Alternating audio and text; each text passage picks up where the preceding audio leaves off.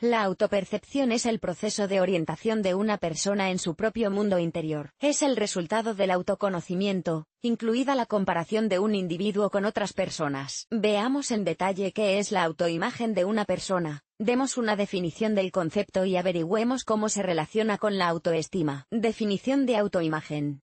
En palabras sencillas, la autoimagen en psicología es un sistema de percepciones de una persona sobre sí misma, su apariencia, su mundo interior y su comportamiento. El nombre se forma a partir de las dos palabras inglesas self y concept, que literalmente se traduce como concepto, noción, idea sobre uno mismo. La autoimagen se forma a partir de las observaciones de una persona sobre sí misma, analizando sus propias emociones, estados, pensamientos, acciones, éxitos y fracasos. La autoimagen está estrechamente relacionada con la autoestima. ¿Influye el entorno en la autoimagen de una persona? Sí, el entorno influye mucho en la imagen que una persona tiene de sí misma, sobre todo en la infancia. Hasta los de 6 a 7 años, los niños aún no han desarrollado un pensamiento crítico, por lo que construyen todas las ideas sobre sí mismos, basándose en los juicios de otras personas. Al principio, solo influye la familia, los padres, después, los profesores de la guardería y los compañeros, y más tarde, los profesores y los compañeros de clase. Y aunque al entrar en la escuela el niño ya tiene las bases de la autoestima, sigue estando más orientado a la valoración del entorno. Para ser justos, hay que señalar que incluso en la edad adulta cada persona depende de la opinión de la sociedad. Todavía estamos orientados a la evaluación de otras personas. Alguien depende más de la evaluación de la sociedad y alguien menos, pero seguimos construyendo un concepto de ideas sobre nosotros mismos a través de la comparación con otras personas, el análisis de sus reacciones y comportamientos en respuesta a nuestras palabras y acciones. Y también escuchamos la opinión de personas cercanas y significativas y estamos dispuestos a corregir algunas de nuestras peculiaridades si interfieren en la construcción de relaciones sanas y fuertes. Teoría de la autoimagen.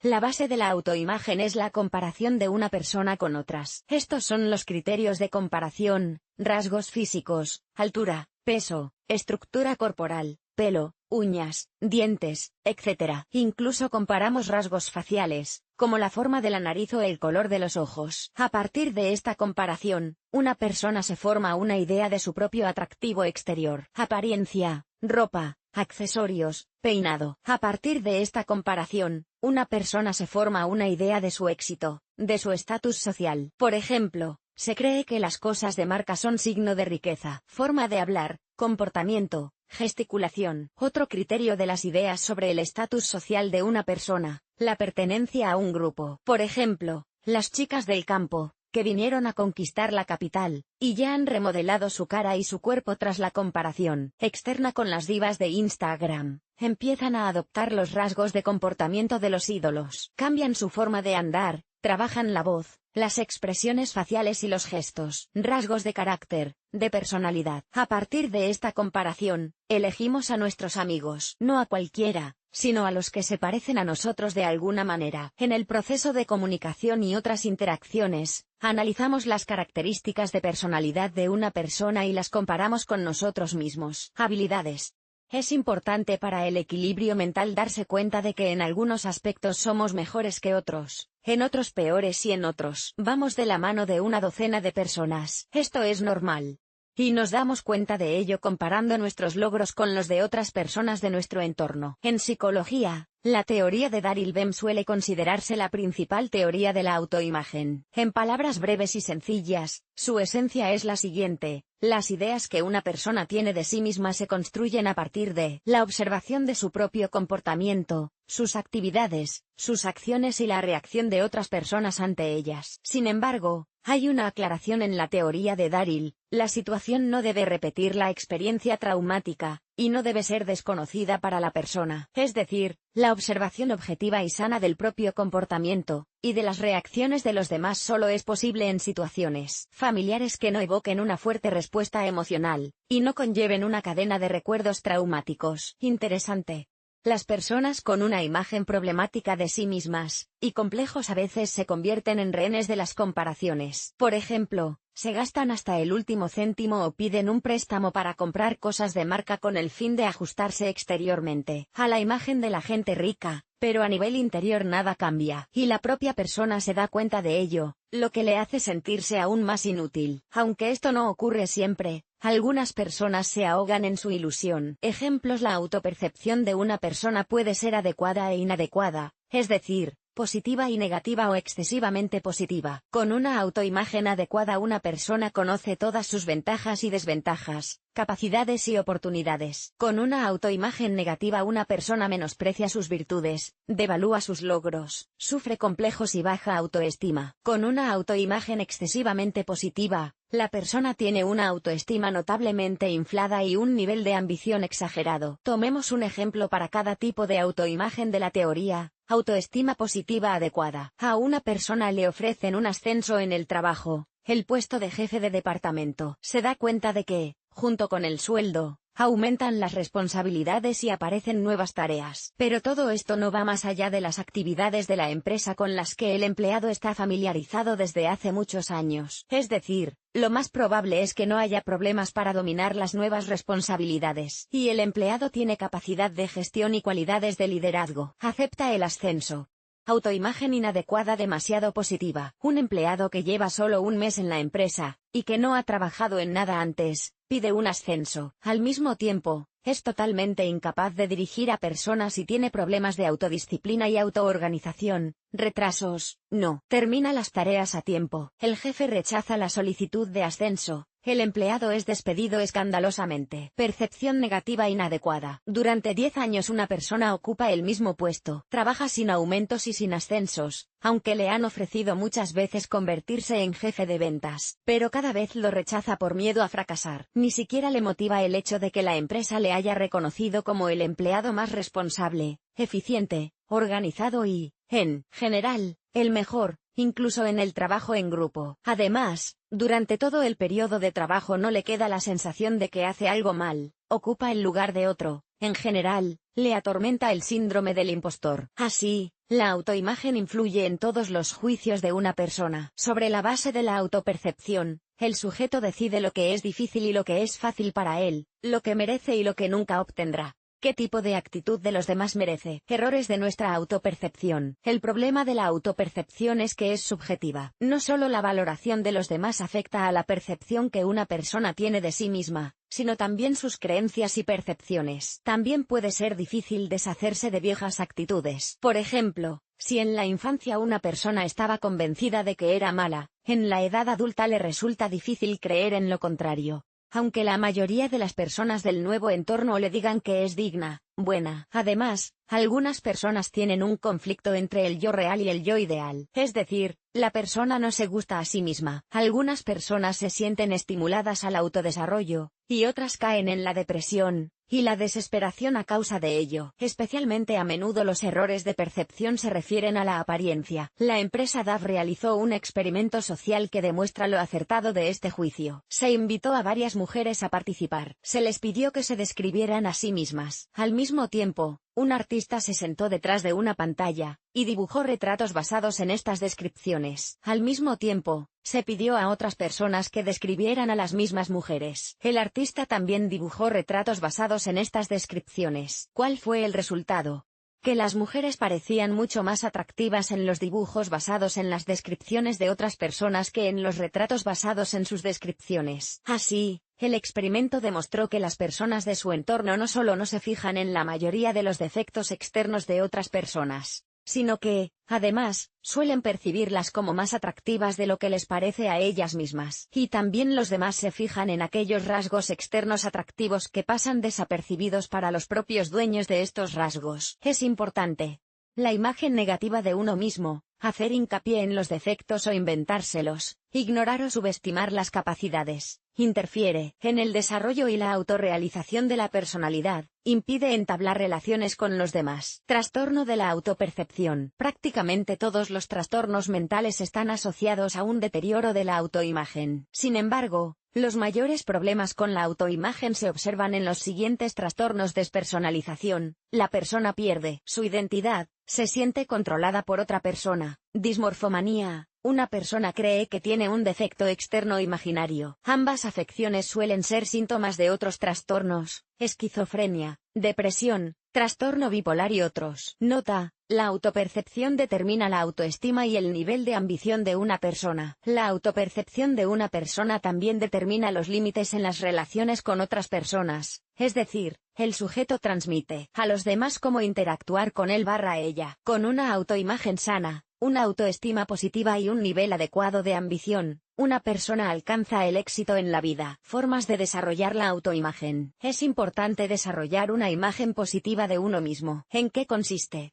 Es una percepción adecuada de las capacidades, los méritos y las características externas de una persona. La autoimagen positiva se desarrolla a partir del análisis de los logros. No es tan importante lo que digan de ti las personas que te rodean. Es más importante lo que has conseguido. Por ejemplo, si has conseguido un trabajo en una empresa prestigiosa, significa que eres un especialista excelente. Si has ganado un concurso de música, significa que eres un músico excelente. Analizar tus logros no es la única forma de desarrollar una imagen positiva de ti mismo. Veamos de qué otra forma se puede conseguir aumentar la autoestima analizando los hechos. Haz una lista de tus puntos fuertes, atributos positivos y ventajas en relación con los demás a tu alrededor. También puedes incluir tus logros, victorias y experiencias en la superación de dificultades. Anota también las características por las que te valoran los demás. Elimina a las personas tóxicas de tu vida. Empieza a llevar un diario y registra en qué situaciones flaquea tu confianza y se deteriora tu actitud. Niégate a comunicarte con quienes te critican constantemente, te desvalorizan, te insultan, te hacen sarcasmo. Rodéate de quienes te ayudan, apoyan, guían, elogian,